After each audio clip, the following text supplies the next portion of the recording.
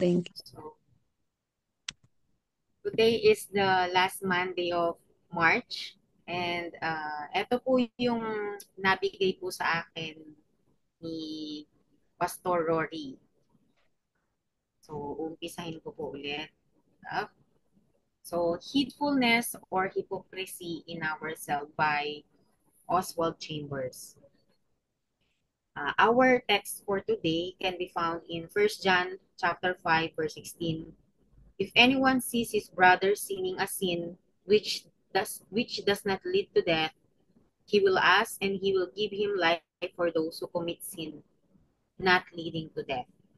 So, I'll be reading na po yung buong ano natin. Sabi po dito, if we are not heedful and pay no attention to the way of the Spirit of God works in us, we will become spiritual hypocrites. We see where other people are failing and then we take our discernment and turn it into comments of ridicule and criticism instead of turning it into intercession on their behalf. God reveals this truth about others to us not through the sharpness of our minds, but through the direct penetration of His Spirit.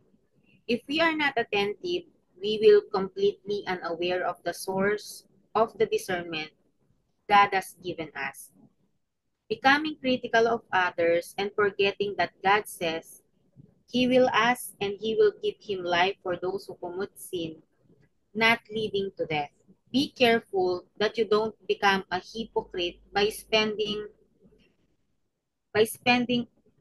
all your time getting others right with God before you worship Him yourself. Next.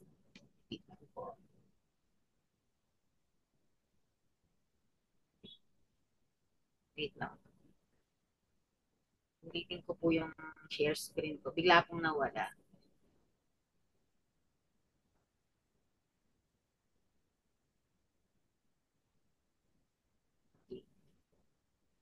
Ito po. Sa last ano niya po, one Yeah, of the most subtle and elusive burdens God ever places on us saints is this burden of discernment concerning others. He will give us discernment so that we may accept the responsibility for those souls before Him and form the mind of Christ about them. So, makikita po natin din sa Philippians chapter 2 verse 5. So, ito po yung nakasulat. Basahin ko po in English version.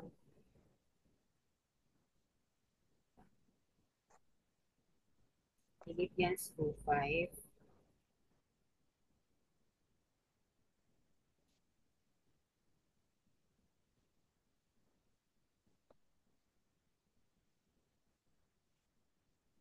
verse 5.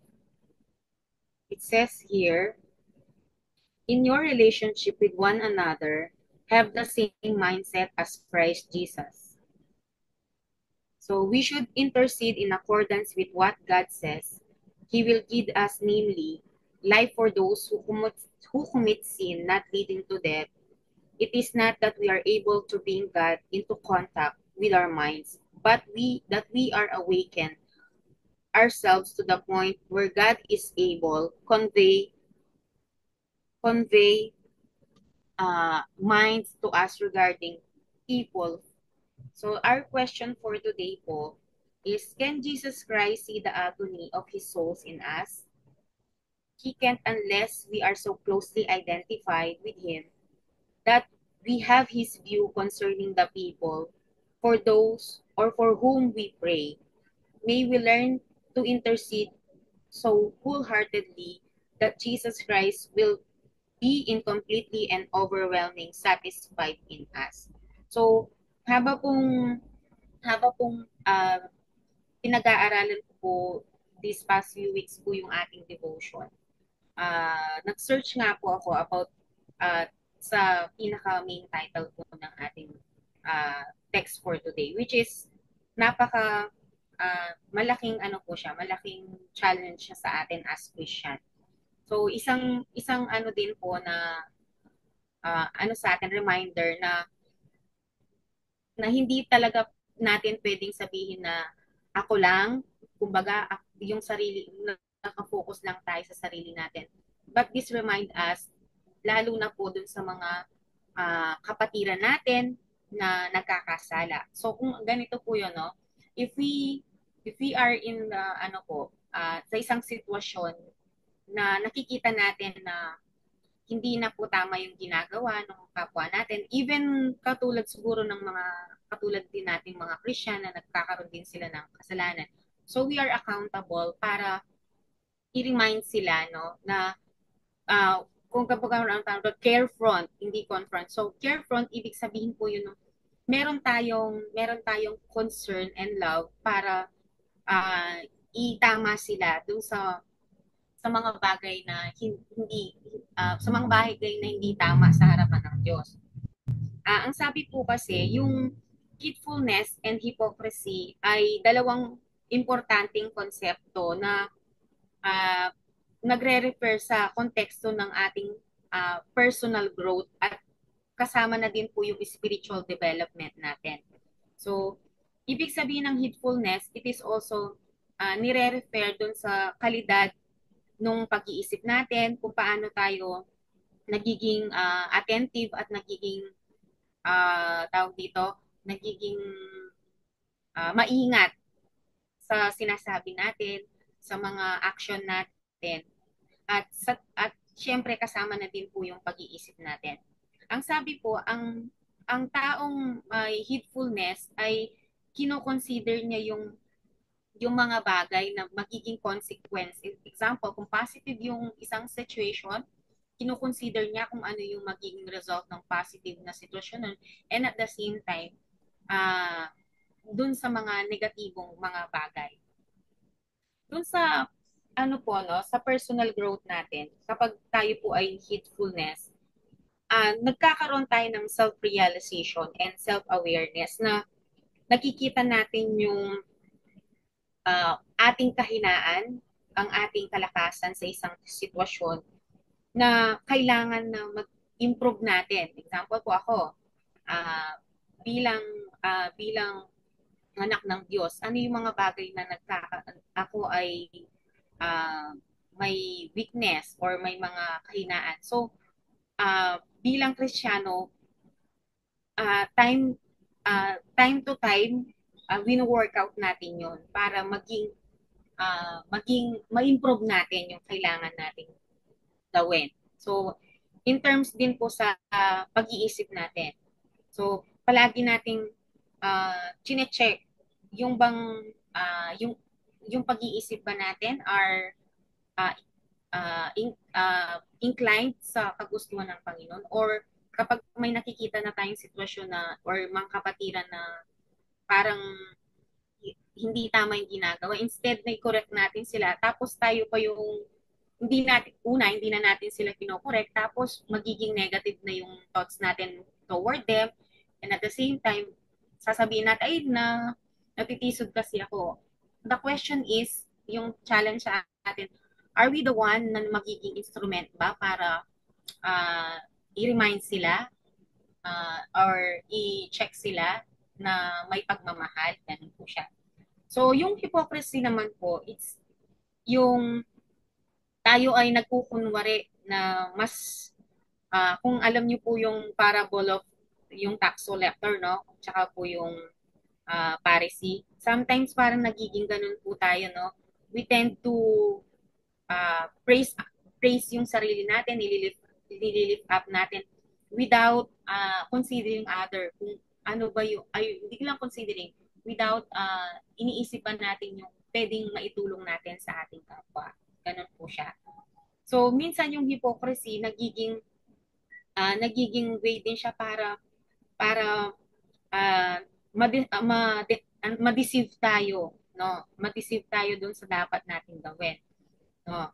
Tapos yung parang nagpe-pretend tayo na we are holier than thou attitude. So, the question is, ano po, dito sa pinakalas po, can Jesus see the agony of His soul in us? Nakikita ba yung Panginoon na sa Kristo sa buhay po natin?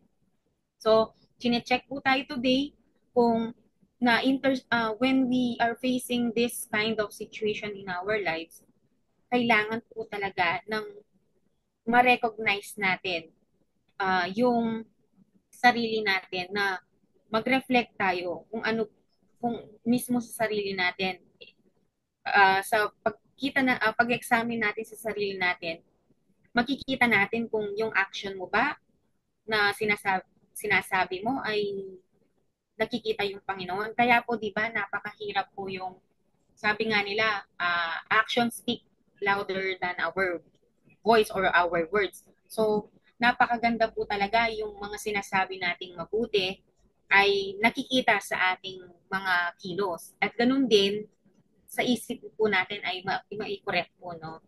And sa kadagdagan din po, are we, kung tayo naman yung nagkakasala, ang tanong sa atin, are we open dun sa mga feedback galing sa ibang tao? Or tayo din yung, ay hindi ko naman ginagawin. No. So the Lord is reminding us also to be open dun sa mga correction kung tayo man yung nagkakamali. So vice versa, kung may nagkakamali, i-carefront po natin sila. And at the same time, kung tayo naman ang may nagagawang mali, kailangan open po tayo dun sa mga carefront para nila sa atin. And practice din natin yung palagi yung self-reflection. Are we doing things na yung mga bagay na uh, naka naka-direct dun sa gusto ng Panginoon or tayo lang ba? So yun po yung natin. By recognizing and addressing hatefulness in hypocrisy in ourselves, we must cultivate the greater integrity and authenticity at yung personal growth natin as Christian. So, yun lang po for today and pwede nyo pong dagdagan yung aking pong reflection for today. To God be the glory. Amen. Amen and amen.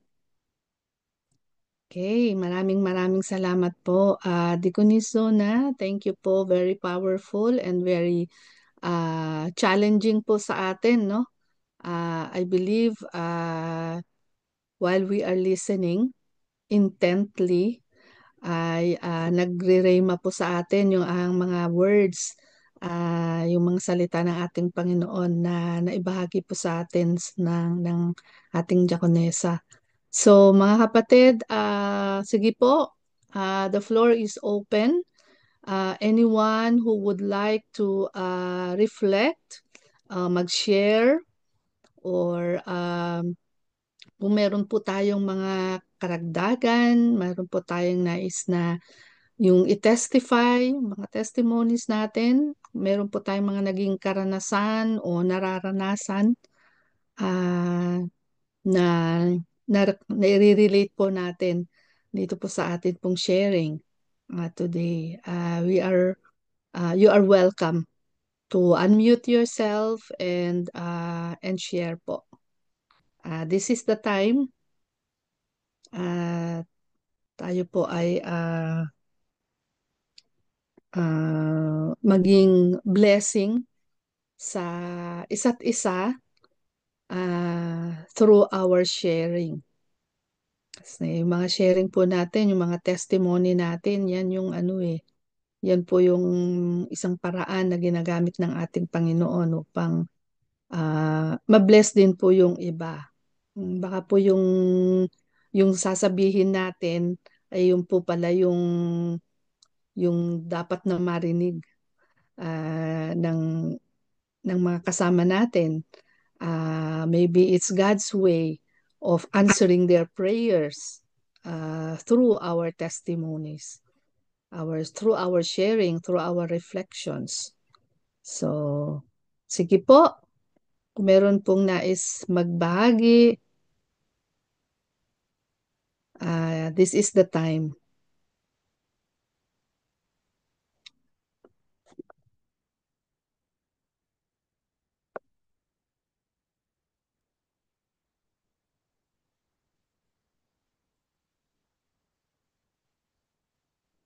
Meron po ba? Meron po ba tayong mga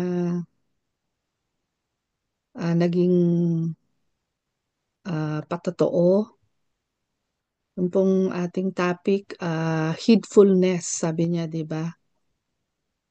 And yung sa hypocrisy. So, alam naman po natin, nagkaroon po ba tayo ng mga ganitong karanasan kung hindi man tayo mismo sa iba, or and then what did we do? Ano ba yung ginawa ng ating Panginoon sa ating mga buhay?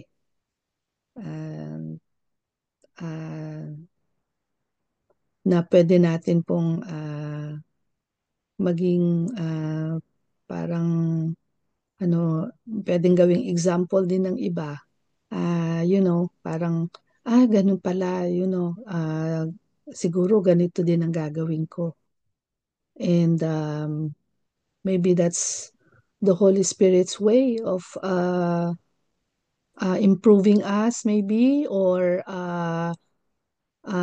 reinforcing kung sino man tayo ngayon, to improve us, or to make us grow, or maybe to transform. Meron po ba tayong mga nais i-share tungkol dyan?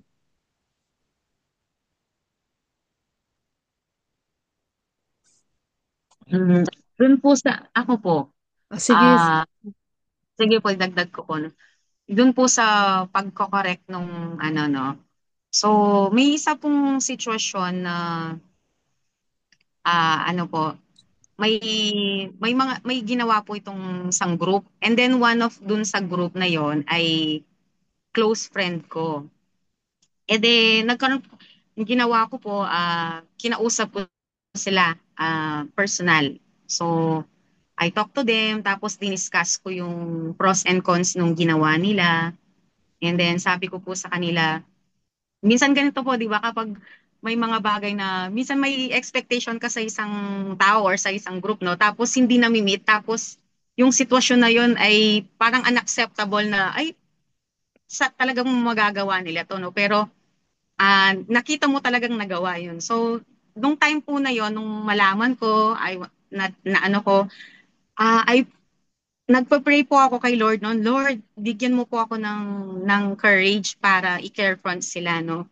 Then the Lord told me, tapos during that time mag-ano pa po pala kami noon, may Bible study kami. So before that happened, nung bago po kami pumasok sa Bible study, nintay kami ng namin leader, ng pastor.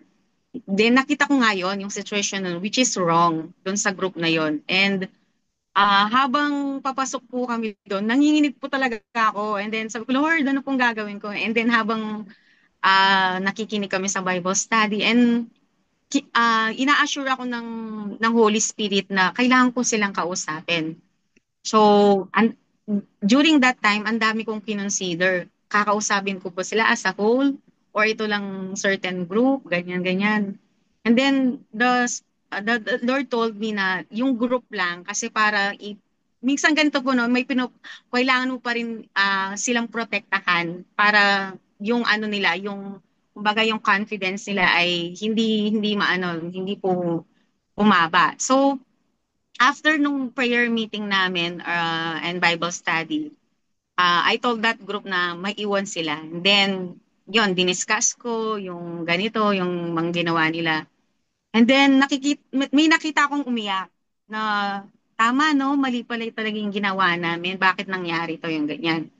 So, that time, talaga pong ang sabi ko, sabi ko po, ay, hindi ko alam paano yung word na sasabihin ko para sabihin ko yung ganito. And then, yun nga, through the help of the Holy Spirit and sa pagpe-pray talaga, na-discuss ko na mga kapatid, itong mga bagay na ito ay hindi kailangan nating gawin. Kasi, yun nga po, magre-reflect sa atin yan. Mga leader tayo. Tinitingnan tayo ng mataas. Tapos, ito yung mangyayari. So, yun po, no, right after po nung ganong sitwasyon, sobrang nagpasalamat po ako sa Panginoon kasi binigyan ako ng courage para i-correct sila dun sa ganong bagay. And until now, sabi ko, kung hindi ko ba sinabi possible ako yung magbubuhat noon tapos hindi sila mo ko correct and then possible baka ulit-ulitin na nila. And yun nga no, ang galing ng Panginoon once na we are Christian tapos ina-acknowledge natin yung leading ng Holy Spirit. Plus yung tawag dito, yung sensitivity natin dun sa lead ng Panginoon, hindi tayo, ang tawag dito, hindi tayo mabibigo. And at the same time, naturuan na tayo, and matuturuan pa natin yung kapwa natin na mai-correct sila dun sa mga bagay na kailangan na hindi dapat nilang gawin. And even you, ikaw mismo, magiging accountable ka rin sa kanila. Hindi mo sila correct, tapos instead na lead mo sila doon sa tamang way, baka hindi pa at maging magpatong-patong na. So yun po yung sa akin.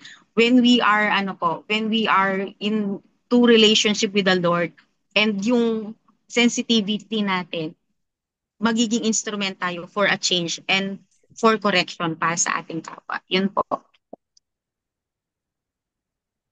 Amen and amen.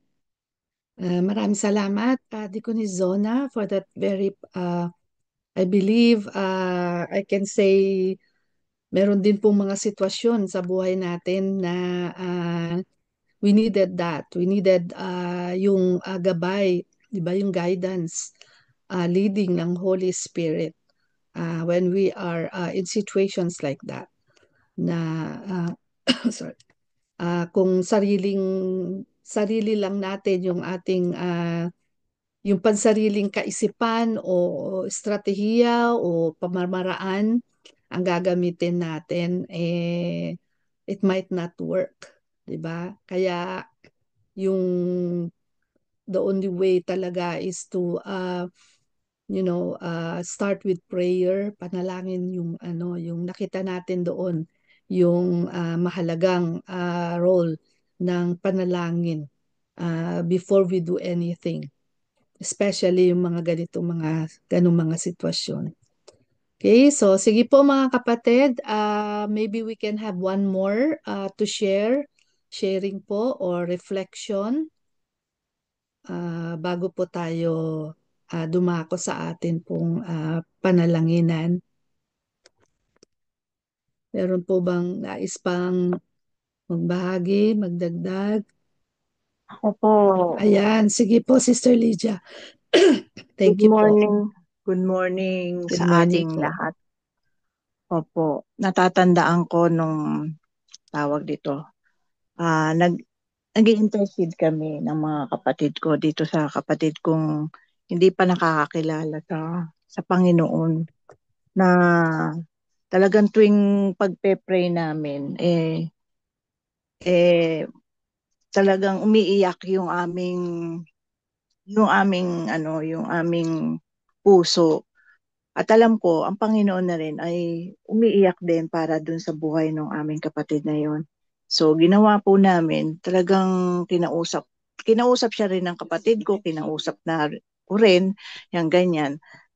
Matigas pa rin yung niya, although nandun na talaga, kasi nasa broken family sila, kahiwalay.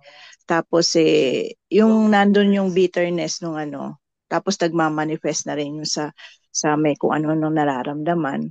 And we pray nagpe-pray kami na talagang isurrender na niya sa yung kanyang buhay. Until na itong last, kasi nagka-care group kami magkakapatid, nag-pray kami. Still na ganun pa rin yung pag-pray namin. Umiiyak po nagigrieve na po yung ng Holy Spirit. Alam ko yung ganun po, yun yung namin.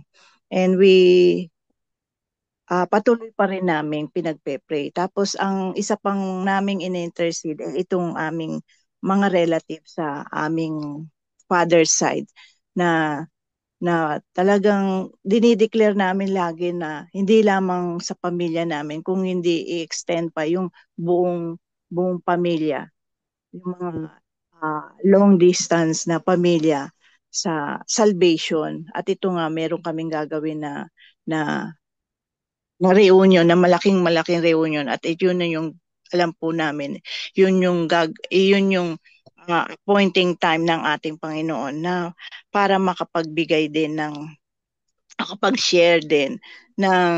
ng gospel ng ating Panginoon. Kasi mostly dun sa aming mga relative na yun, mga Catholic po sila. At talagang kailangan din po natin ma-sharean sa kanilang buhay na ang ating Panginoon ang siyang nagliligtas, tagapagligtas ng ating buhay.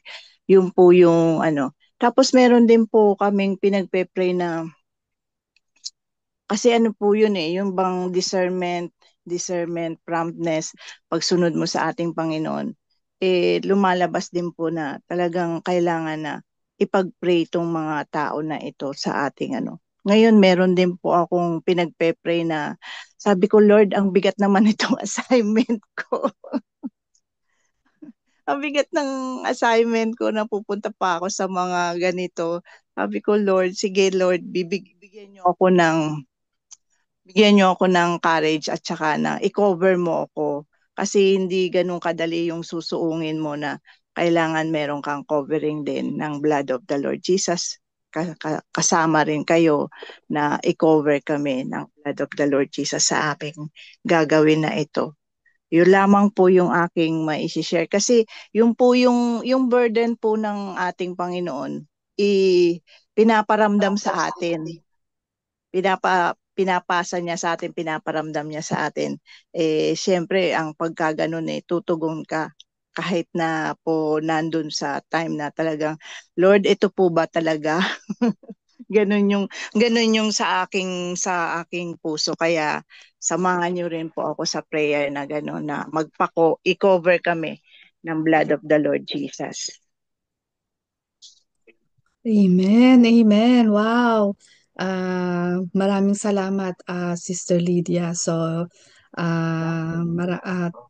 talagang ano ba yun, yung relatable, we can relate, hindi po ba?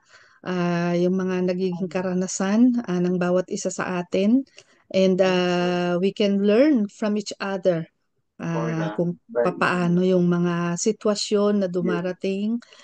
Maybe ilan sa atin, we are still in the start or we are still beginning the situation. Yung iba sa atin siguro nasa kalagitnaan na o yung iba nasa end na o we were able to get through and we were able to